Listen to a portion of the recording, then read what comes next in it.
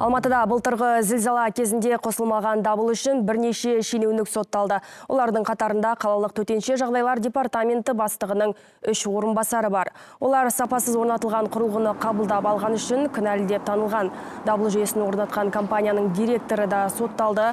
Оның сапасыз құрылғы орнату арқылы қазына қаржысын аса ірі көлемде жымқырғаны дәлелденген. Алайда олардың нақты қанша жыл жаза арқалағаны жарияланған жоқ. Сотталғандар тек бас бостандығынан айырылып қана қоймай, мемлекеттік қызметте жұмыс істеу құқығынан да айырылды. Еске салсақ, былтыр қаңтарда Алматыда күшті жер сілкінісі болып, дабыл жүйесі іске қосылмай қалған болатын.